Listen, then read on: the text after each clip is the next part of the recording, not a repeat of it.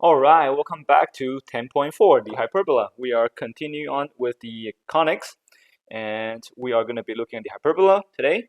And let's take a look. So here is the plane, and this plane intersects the cone in a way such that the angle of this plane is actually steeper than this generator. Okay, so as long as the angle of the plane that intersects the cone that is steeper than the generator, then it forms the hyperbola. Okay, so here is the hyperbola on Cartesian plane. It looks something like this. Same thing, just like ellipse, we actually have two foci here. But then obviously the shape looks quite different from the ellipse, as you can see. We have these two like U shapes, like two parabola almost. Okay, so we got two, I would call it U shape graphs. One opens up and one opens down here. It could open sideways, however. Okay, we'll look at that in a second. But we also have two asymptotes here. Okay, so the definition of the hyperbola, or on how it's formed, is such that the points on the hyperbola are basically a set of points whose difference of distances from two foci is constant. Okay, so recall for the ellipse, it was the sum of the distances from two foci is constant. Okay, here hyperbola is the difference, and we'll see the difference in the equation in a bit as well. But let me show you what that means again. First of all, here's P1, and let's call this D1, and this is D2. Okay, so those are the distances from the foci, and the difference in their distances should be constant regardless of which point you pick from the hyperbola. Okay, so let me call this P2, and let me call this D1, and then this will be D2. So then you can see, oh, sorry, I guess that won't be D1 and D2 anymore. Let me call this D3 and D4. So D3 minus D4 should equal to, or I should say D4 minus D3. Okay, I mean, one is shorter than the other, okay? So as long as you take the absolute value, then they'll definitely be equal to one another, okay? So in this case, D2 minus D1 should equal to D4 minus D3, okay? Or you can pick another point on the hyperbola, and then again, as long as you draw the distances between that point to the foci, the difference in their distances should be constant with any other points. Okay, so that's what hyperbola is. Okay, now let's look at this standard form of a hyperbola. So you can see here's the biggest difference, right? It's actually equal to minus 1 now, right? It was plus 1 for the ellipse. Now it's going to be minus 1. It also equals to plus or minus 1 here. Okay, it opens horizontally if equals to 1. It opens vertically if equals to -1. Okay, how I remember this is, well, because you can think this is x and that's y, right? So x minus y, if that's equal to positive 1, then it opens sideways. So x is bigger and therefore it opens sideways. Okay, and if x minus y is less than 0, so in this case, I guess -1, then y is bigger, so then it opens vertically. I don't know, that's how I remember it. You can, I don't remember however you can, okay, using your method, but that's just how I do it. Okay, again, H and K is basically the center, and A and B really, again, is just a stretch factor, okay, and that actually comes into play with the asymptotes, and I'll show you that in a second. Okay, so here's the example number 1. It says sketch the graph of the equation 16 times x minus 4 squared minus 25 times y plus 1 squared equals -400. Okay, and determine the following information. Okay, so let's do this. We need to make it equal to 1. Okay, so I guess, or -1. In this case, it equals -400. So I guess what I need to do is to divide both sides by 400. So I'm gonna copy down the equation here, and I'm gonna divide it by 400. In that case, I get 16 over 400, which is, I believe, 25. And then we would then have y plus 1 squared over 16 equals -1. Okay, so here is the center of the hyperbola. Center is at 4, comma, -1. Okay, so that's normal, right? We've seen that before. So there is the center of the hyperbola. we also need to come up with the asymptotes. Okay, now the slope of the asymptote could be found by looking at the value of a and b. Okay, slope of the asymptotes is actually equal to plus minus b over a x. Okay, so b is with y, so that's kind of the rise, and a is the x value, so that's like the run. Okay, so that's the horizontal stretch factor.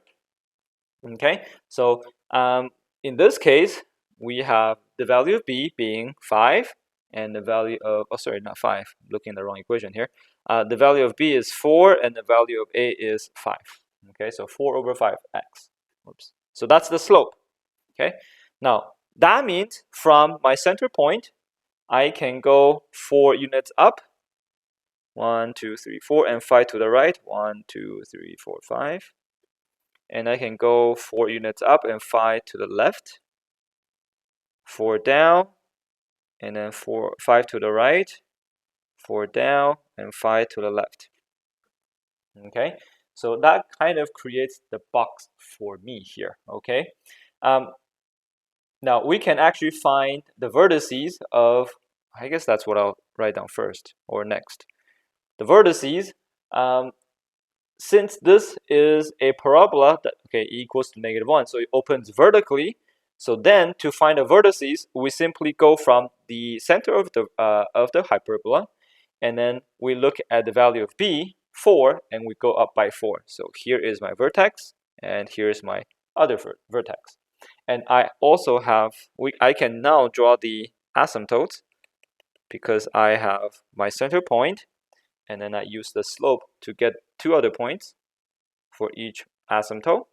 So then there are my asymptotes, and then I can draw my hyperbola. It looks something like this. Okay. Good. So the vertices would be 4, 3 and 4, -5. Okay. What else do we need to figure out here? We got the center of the hyperbola, we got the vertices, directions. Okay.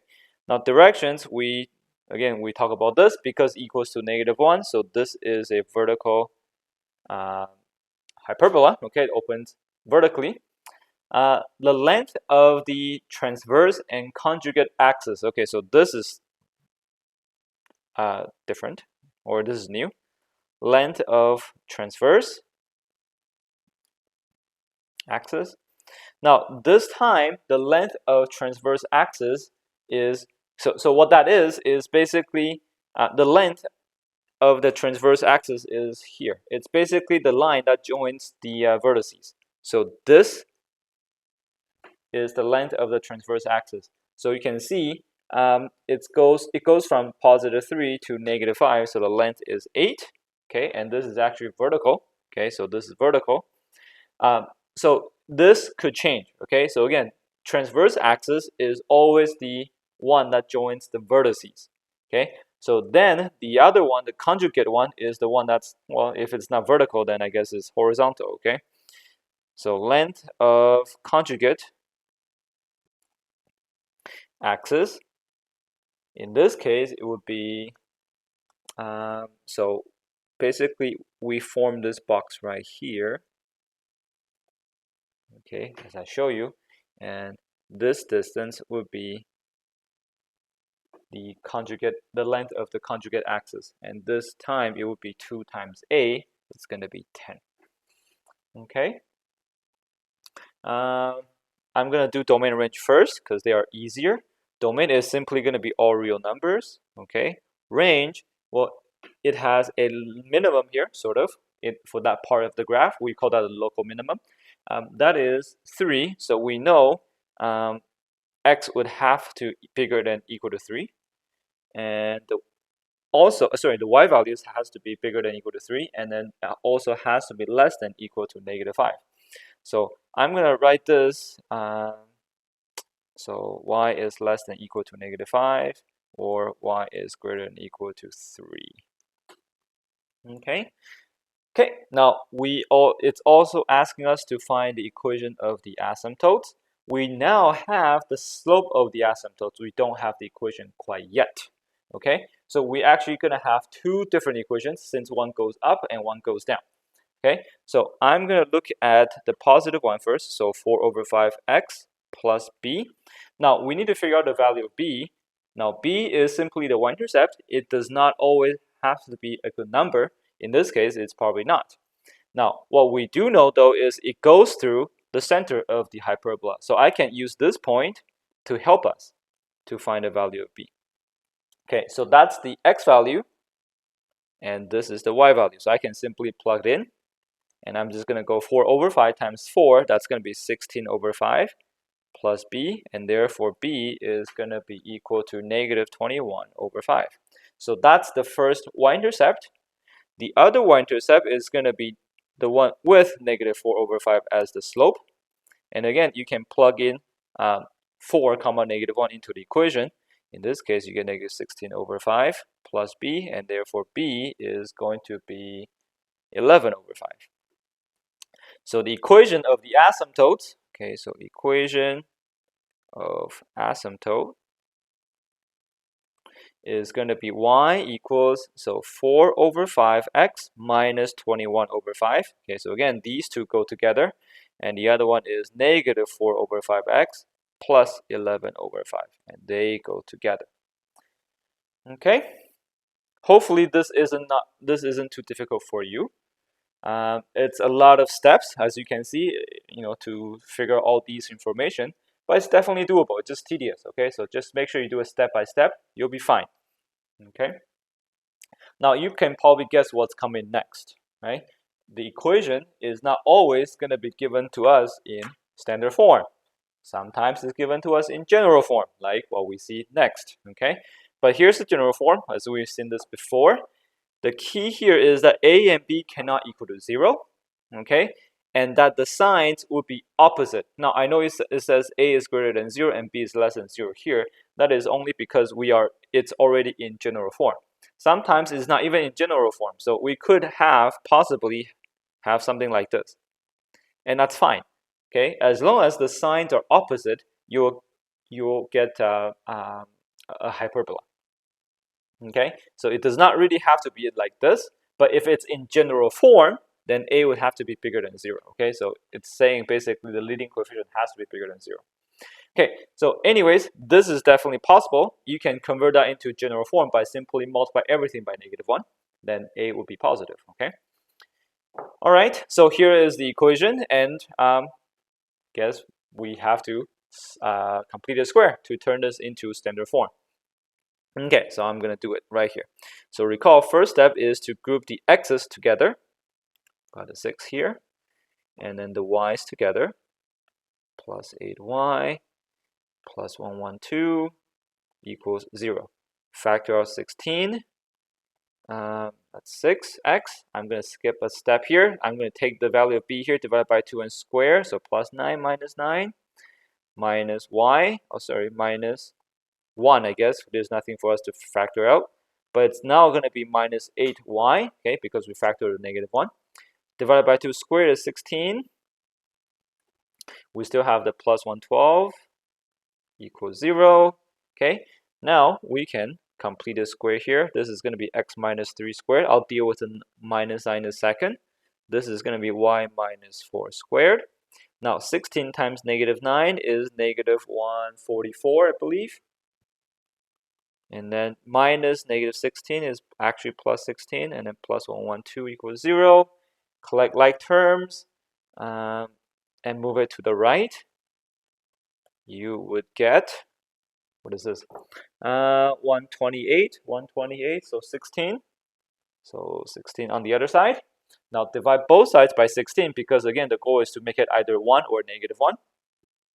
So divide both sides by 16, then this is what you would get. Over 16 equals 1. All right, I mean, I guess you can write over 1 if you wanted to, but you don't have to, okay? So we have the center being 3, 4. 3, 4 is right here. Okay, so that's where the center is. 3, 4. Let me find a vertice first. Okay, now this time equals to +1, so it's going to open sideways. So we are going to look at its horizontal stretch factor of 1. Therefore, it's the vertex is just going to be 1 to the right and 1 to the left. Okay, so those would be our vertices. So I guess it would be 2, 4 and 4, 4.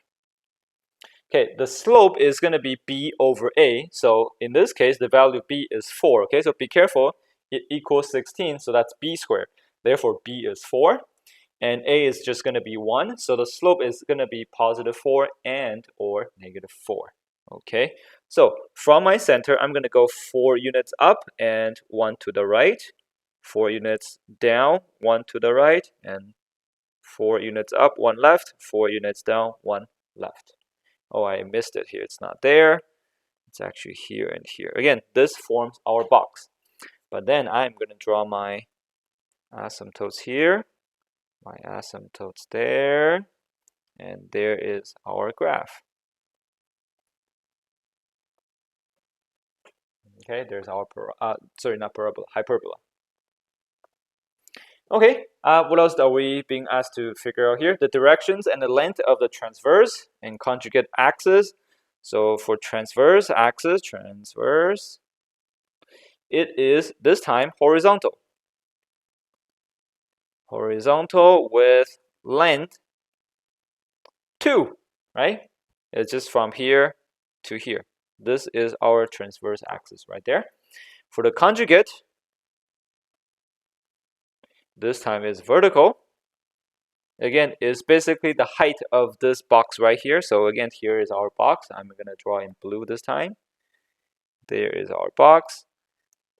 Since transverse is horizontal, therefore conjugate is vertical, and then therefore this length right here is the length of our conjugate axis. And this time is going to be 8 with length 8. 8. What else are we being asked to figure out here? The equation of the asymptotes, domain range. Okay, let me figure out my domain range here.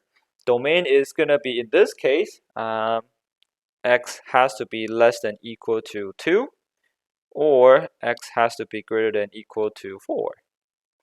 Okay, for the range, it's going to be all real numbers. Oops. You can definitely write this in the interval form as well. Let me just show you.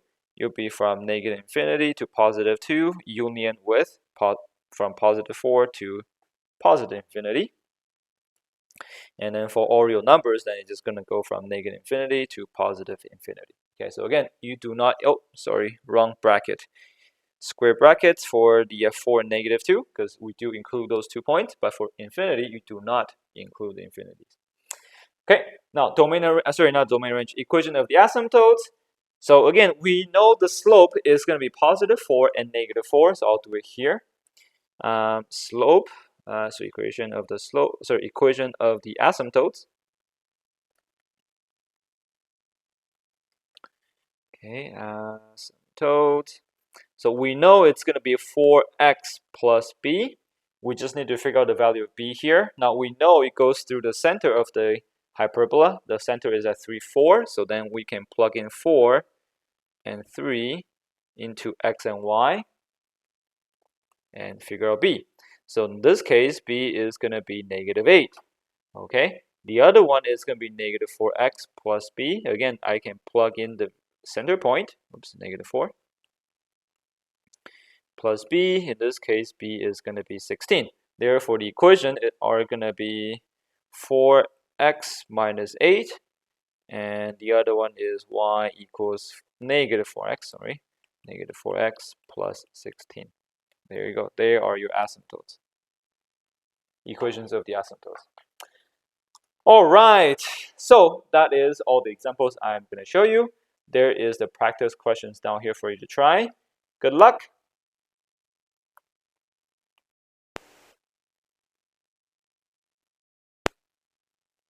All right, so hopefully this is the equation that you get at the end for your standard form. From here, we can figure out the center is going to be at 3, 0.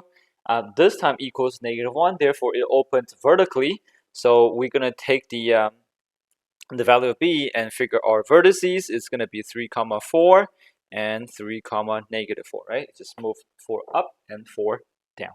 Okay, so let's plot the vertices and the center. So 3, 0 is here, 3, 4 is here, 3, -4 is here.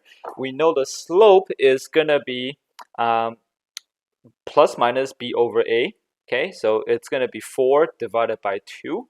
So I'm going to go 4 up, 2 to the right.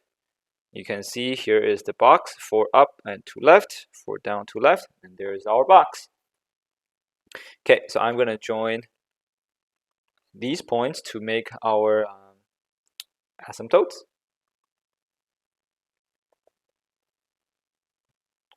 Okay, and then there is my vertex. Here are my vertices. I can just use those points and then get my hyperbola. Okay, so this time the transverse axis is going to be vertical, right? Because it's a parabola, so not a parabola, hyperbola opens upwards and downwards. Okay, so this time is vertical with distance, with length. Well, it's going to be 2 times b, so it's going to be 8. And conjugate is going to be horizontal. Again, you can always count on the graph if you want, but this time the length is going to be 2 times a, which is going to be 4. Okay, now domain, let me do it in the interval notation this time. Domain is going to be all real numbers. Okay, keeps going to the left and keeps going to the right. Range is not going to be all real numbers. It's going to be it's going to go from -infinity to -4. Union, well, sorry, again, -4 should be square bracket, and goes from 4 to +infinity. Okay, now for the equation of the asymptotes, again, we know the slope is going to be actually 2, right? It's 4 over 2, so it's just 2. So we then can figure out the value of b. It goes through the center of 3, 0, so then 0 equals 2 times 3 plus b, therefore b is -6. And the other one is -2 times x plus b.